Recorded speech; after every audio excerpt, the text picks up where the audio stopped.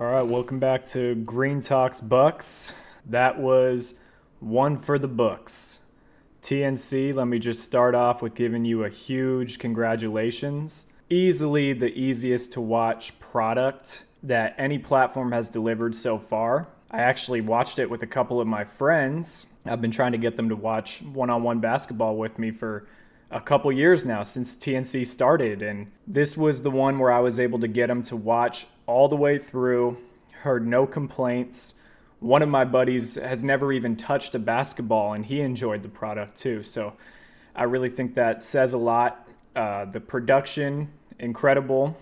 ABC crew, just the chemistry and experience really carries throughout the whole broadcast. I loved watching them in that ESPN kind of booth setup. Looked like college football game day. Production was top tier. Let me just start off with that. So congratulations, guys. As far as the matchups go, I don't think any of them under-delivered. Never did I really feel like there was too dragged out of a time with too many misses or too many fouls. They do play under a tighter whistle on Next Chapter, and I don't feel like that got in the way with a bunch of people at the free throw line too many times.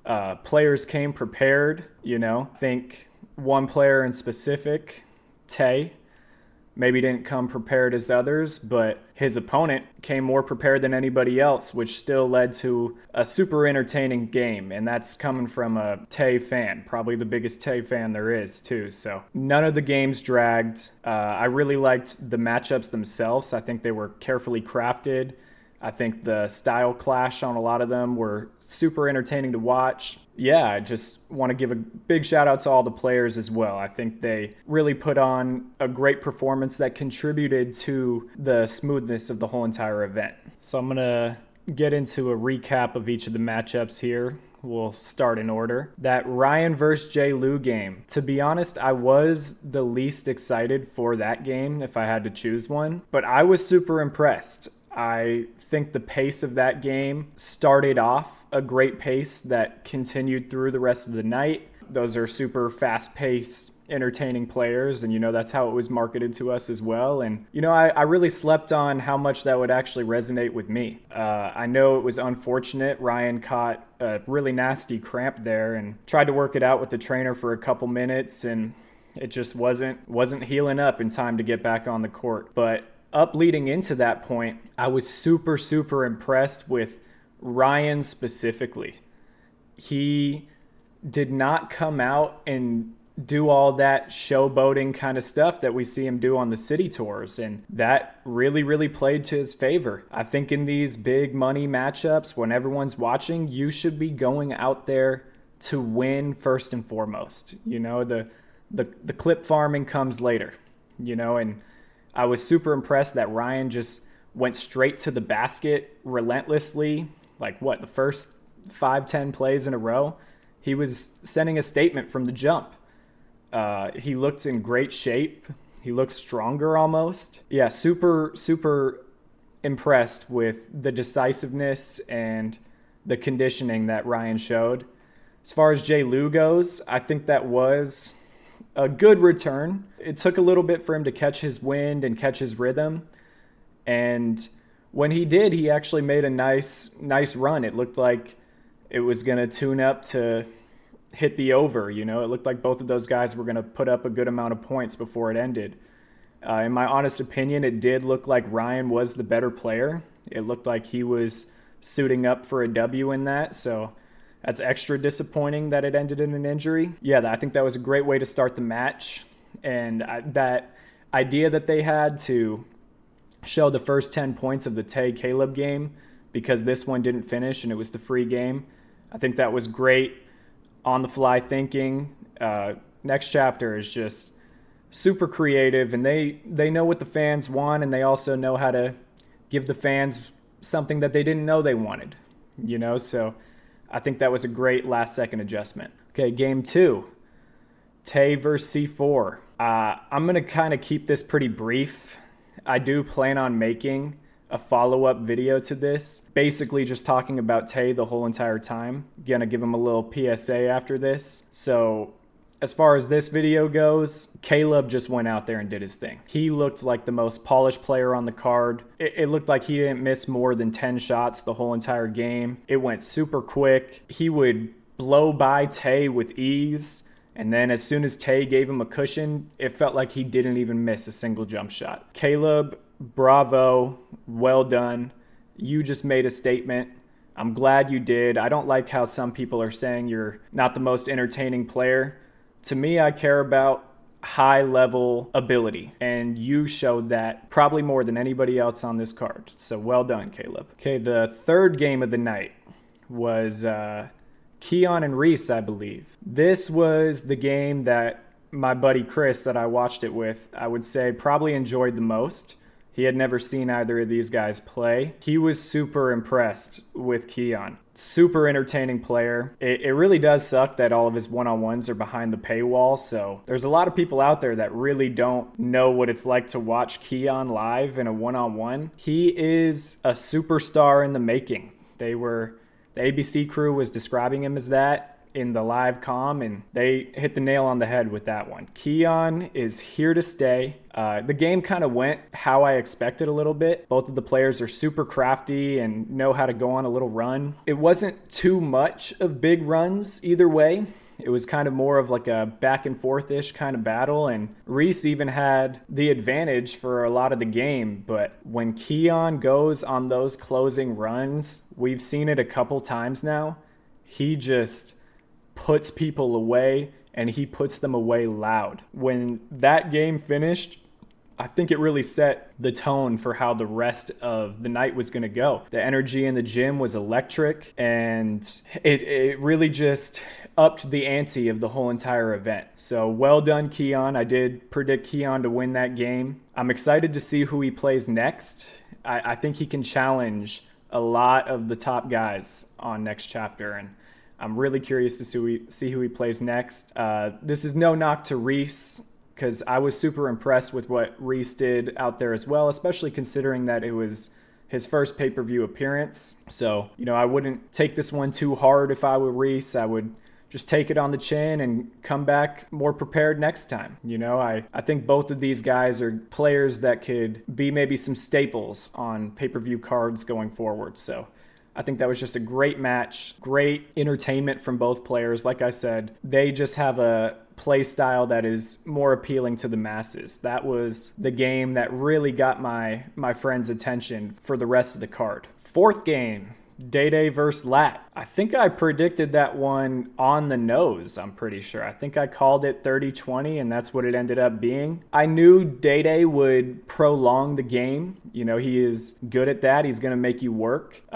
It looked like Lat didn't have the full freedom that he usually has against his opponents, and that is credit to Day because I haven't really seen anybody make Lat work a little harder and simplify his game at the same time to put the ball in the basket. But Lat is Lat, man. And I told you guys that in the first video that I made. He just puts the ball in the basket, and he does it efficiently.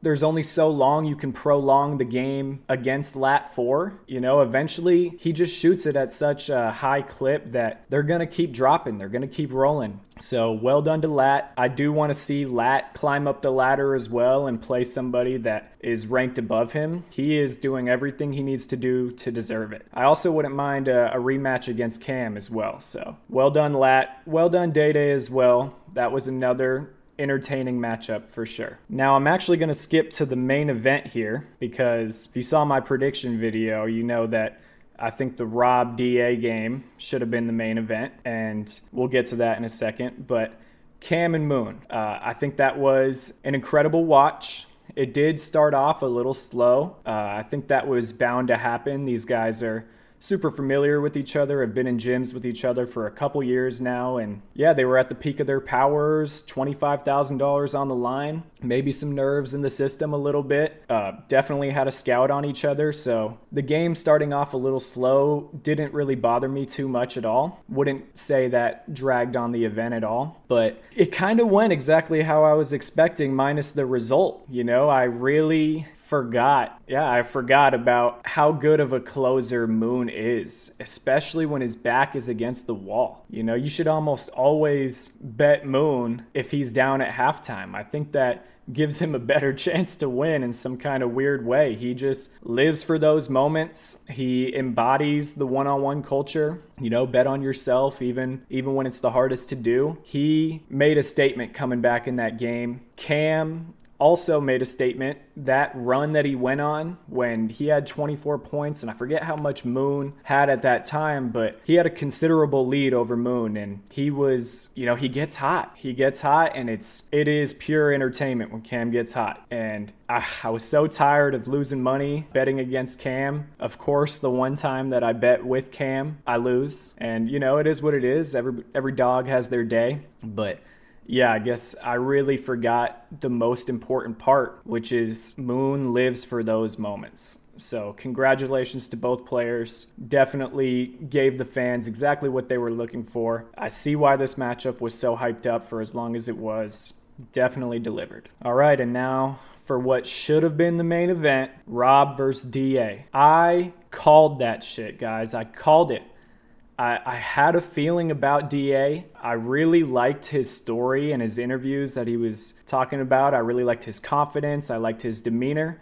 And most importantly, I liked his respect for the other players in the space. DA knew what he was walking into. I could just feel it. And, you know, as far as his actual game goes, the eye test checked out. When I was looking through his Instagram clips and his, you know, there wasn't a large selection of YouTube highlights from his 5-on-5 game. I was liking what I was seeing. And I know everybody says 1-on-1 is different than 5-on-5, but there is a little bit of eye test that you can do. You guys should be able to scout a little bit. You know, how are they getting their buckets in the 5-on-5? What do they look like in an ISO situation? What do they look like in a late shot clock situation? DA checked a lot of those boxes for me. I had a feeling and I called it. You know, that was my boldest prediction I've made on this channel yet. You know, coming off of a video right when I was saying I want to see more pro versus YouTube matchups, and I said that a lot of these pros probably will lose because it is their debut game. I just had a feeling he would be the exception. And yeah, I think the same concept still even applies. I think because it was his debut game, I don't even think we've seen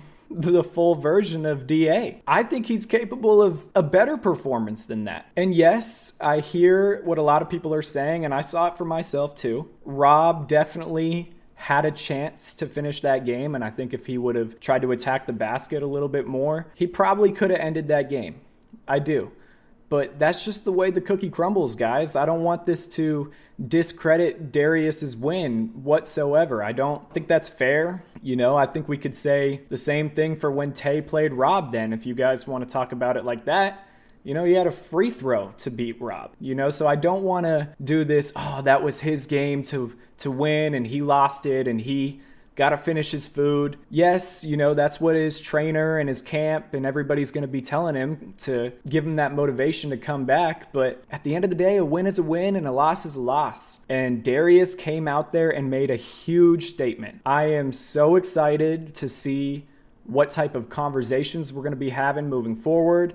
I'm so excited to see what kind of matchups we're going to be looking forward to. Yeah, another thing I want to mention, I don't like how thousands of people were extremely vocal saying they don't want to see more pros versus YouTubers. But as soon as that ball checked up on the first possession, the gym was absolutely electric. You same motherfuckers that didn't want to see these type of matchups are the same ones that were absolutely livid on the sideline from the first play. You know, I'm just saying that kind of quality of matchup is bound to get the fans on their feet. The type of players on the court are just extremely high level, you know? So I just knew something like this would happen. And I'm glad that Darius put the pros on his back and sent that kind of message, because trust me, guys, there's more Darius Adams out there. There's more Eugene Germans out there.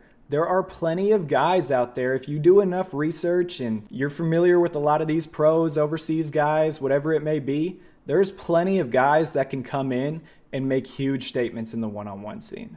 So well done, Darius. And well done, Rob, as well. You know, you had him a bucket away from winning. You definitely didn't look like a fake number one player. You looked like the real number one player that did just take a close loss against a really good newcomer that is here to stay. So I think that just about wraps up all my thoughts on the games and the whole entire event as a whole.